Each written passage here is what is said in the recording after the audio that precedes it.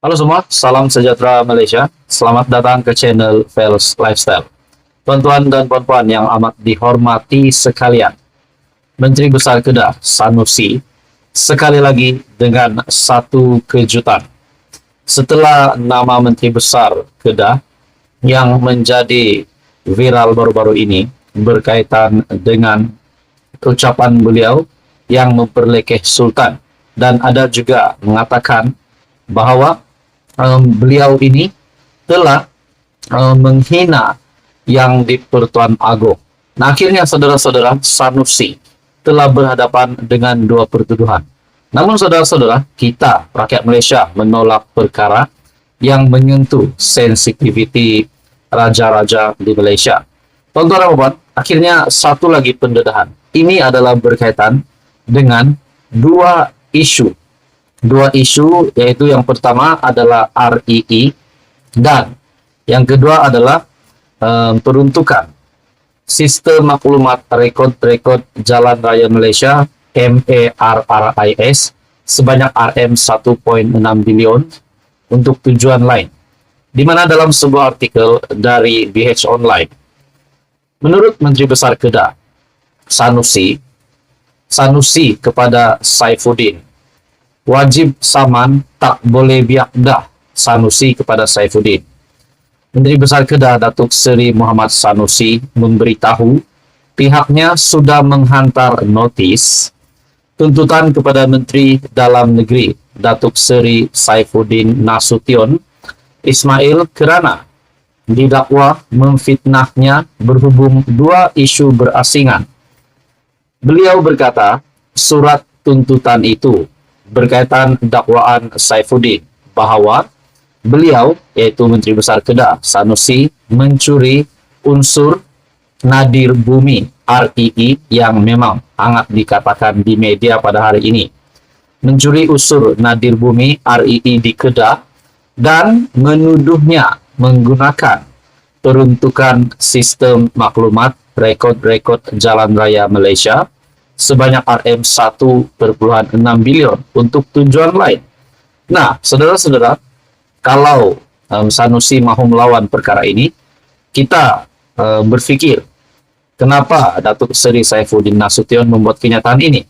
Kalau apa yang dinyatakan ataupun apa yang didakwa Datuk Seri Saifuddin berkaitan dengan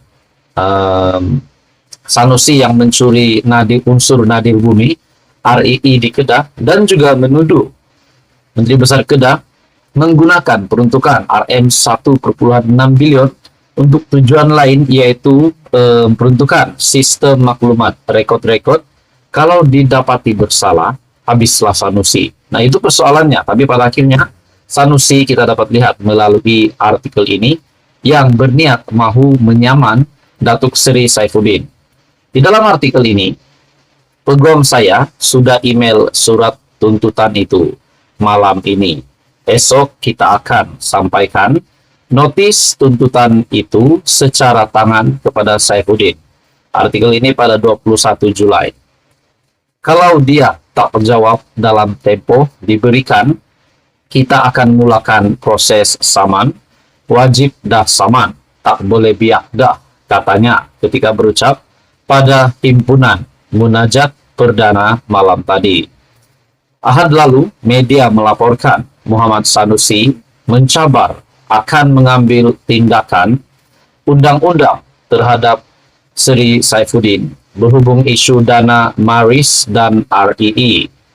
Muhammad Sanusi berkata, maklumat dinyatakan Menteri Dalam Negeri itu tidak benar kerana bersifat mengelirukan, berniat jahat untuk memfitnah dan bermotifkan politik. Namun saudara-saudara, yang bermain di pikiran saya secara pribadi, adakah Datuk Seri Saifuddin membuat dakwaan itu, yaitu berkaitan dengan REE dan MARIS adalah bukan bertujuan politik, tetapi memang untuk menegakkan keadilan? Kalau benar apa yang dinyatakan Datuk Seri Saifuddin Nasution, habislah Sanusi.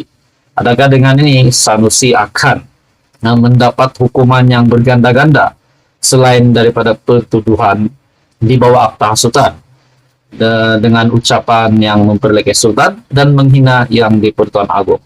Jadi kita memang menolak perkara ini, namun apakah pula nasib Sanusi selepas ini? Saudara-saudara, menurut Anda apa komen Anda? Teruskan bersama di dalam channel ini untuk info yang seterusnya. Mohon bantu channel ini dengan menekan butang like, share, dan subscribe.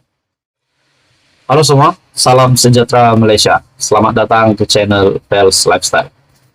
Tuan-tuan dan puan yang dihormati, Hamzah Zainuddin, Ketua Pembangkang, membuat satu lagi kejutan besar dengan satu lagi kenyataan ataupun satu lagi artikel yang mengaitkan ataupun menyebut nama Hamzah Zainuddin, nama Perdana Menteri Datuk Seri Anwar Ibrahim, dan Zahid Hamidi. Saya boleh katakan ini adalah berkaitan dengan pembentukan kerajaan perpaduan. Saudara-saudara, dari Malaysia Kini, artikel yang bertajuk Hamzah dakwa Zahid setuju sokong Anwar untuk selesaikan kes rasuah. Wow. Kenyataan Hamzah ini amat sensitif bagi saya. Dan kalau tidak dapat dibuktikan bahwa dakwaan Hamzah, di mana beliau berkata Zahid, yaitu Presiden UMNO, setuju sokong Anwar untuk selesaikan kes rasuah. Adakah kita dapat kaitkan Presiden UMNO, yaitu Ahmad Zahid Hamidi, yang membawa satu blok Barisan Nasional sebagai pengurus CBN untuk menyatakan sokongan kepada kerajaan dengan syarat supaya Datuk Seri Anwar Ibrahim bantu ataupun sokong Zahid untuk menyelesaikan kes rasuah yang dihadapi timbalan Perdana Menteri itu hari ini.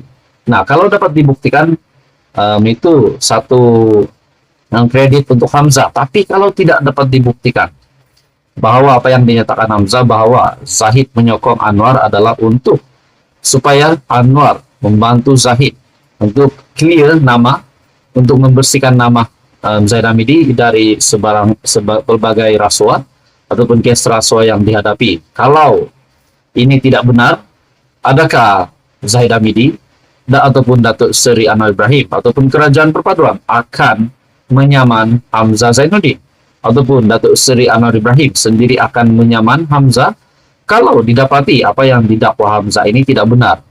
Di dalam artikel ini, Setiausaha Agung PN Hamzah Zainuddin mendakwa pengurusi Barisan Nasional Ahmad Zahid Hamidi setuju untuk menyokong Anwar sebagai Perdana Menteri selepas pilihan raya umum yang lalu dengan syarat kes rasuah terhadapnya diselesaikan.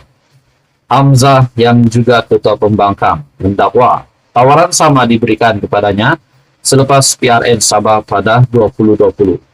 Katanya, persetujuan asal antara PN dan BN yang ketika itu masih bekerja sama adalah Haji Jinor menjadi Ketua Menteri Sabah, namun dia mendakwa Zahid mengubah fikiran di saat akhir. Zahid tiba-tiba ubah fikiran dan kata, mahu Bung Mokhtar Radin jadi Ketua Menteri Sabah. Dalam artikel ini, kawan saya telepon ketika subuh sehari selepas keputusan PRN Sabah diumumkan. Dan kata, brother, boleh selesaikan dengan satu syarat, selesaikan kes Presiden UMNO. Jadi perjanjian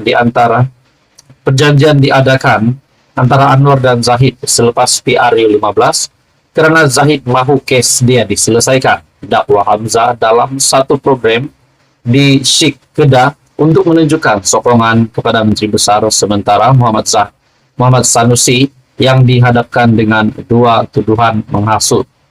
Haji akhirnya tetap dilantik sebagai Ketua Menteri, manakala Bung menjadi timbalannya. Dengan tiada gabungan politik mendapat majoriti mudah dalam PRU 15, ada persaingan pihak mana yang dapat memeterai persetujuan untuk menumbuhkan kerajaan persekutuan. Sementara BN pada mula dilihat cenderung untuk menyokong PN, gabungan itu akhirnya menyatakan sokongan kepada Anwar untuk menjadi Perdana Menteri.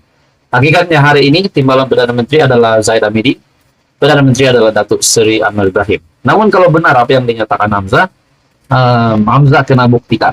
Tapi kalau tidak benar, adakah Datuk Seri Anwar Ibrahim boleh mengenakan tindakan undang-undang terhadap Hamzah Zainuddin? Itu menjadi persoalannya. Menurut Anda, saudara-saudara, apa komen Anda? Teruskan bersama di dalam channel ini untuk info yang seterusnya. Mohon bantu channel ini dengan menekan butang like, share, dan subscribe. Halo semua, salam sejahtera Malaysia. Selamat datang ke channel Vels Lifestyle, tuan-tuan dan puan yang amat dihormati sekalian. Saudara-saudara, di Malaysia ini kita perlu menghormati satu dengan yang lain, bukan saja di kalangan rakyat Malaysia, tetapi di kalangan kepimpinan politik. Jadi saudara-saudara, terdapat banyak syarat-syarat dari netizen. Berpolitik biarlah sopan, berpolitik biarlah jangan keterlaluan. Jangan ada yang sampai menyentuh kedudukan Raja-Raja Melayu, kedudukan yang di Pertuan Agong, dan semua sultan di Malaysia. Saudara-saudara, dalam sebuah artikel dari sinarharian.com, bagi saya ini satu tajuk berita yang pasti menggemparkan dan perlu didengar ramai orang.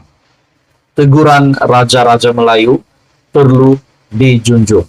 Saudara-saudara, di dalam artikel ini, muka depan Sinar Harian pada Kamis memaparkan tajuk Titah Raja Melayu. Ia mengambil titah 4 Raja Melayu, termasuk yang di Pertuan Agong, Al-Sultan Abdullah Yayatuddin Al-Mustafa Billah Shah, sempena Ma'al Hijrah 1445H. Yang di Pertuan Agong menitahkan rakyat Malaysia supaya menjauhkan budaya fitnah, hasad dengki, dan prasangka yang tidak mendatangkan faedah kepada bangsa dan negara. Sultan Perak, Sultan Nazrin Muizuddin Shah pula berharap agar rakyat Malaysia melakukan penghijrahan minda dengan mengubah budaya bermusuhan kepada berkawan. Sultan Terengganu, Sultan Mizan Zainal Abidin, menegur sentimen mementingkan diri, semangat berpuak-puak, dan bermusuhan disebabkan perbezaan pahaman politik, kepartian dalam kalangan masyarakat. Sementara Sultan Kedah, Sultan Salehuddin, Sultan Badli Shah tidak berkenan dengan perbuatan menggunakan platform masjid sebagai tempat berpolitik, sehingga menimbulkan tidak keharmonian dalam kalangan umat Islam. Keempat-empat titah tersebut menyentuh isu keharmonian dalam kalangan rakyat Malaysia yang dilihat semakin terhakis. Titah Baginda ada benarnya. Kita boleh melihat sendiri bagaimana keharmonian masyarakat terjejas akibat perbuatan fitnah dan hasad dengki. Pemimpin yang sepatutnya menjadi contoh kepada rakyat berterusan menyerang musuh politik dengan fitnah. Bahkan menjelang pilihan raya negeri tidak lama lagi, ada pemimpin berani memainkan isu sentimen yang menyentuh sensitiviti kaum, agama, dan raja berperlembagaan. Tidak sekadar pemimpin, rakyat Malaysia juga terdedah dengan perbuatan fitnah apabila secara mudah menyebar berita tidak benar di media sosial.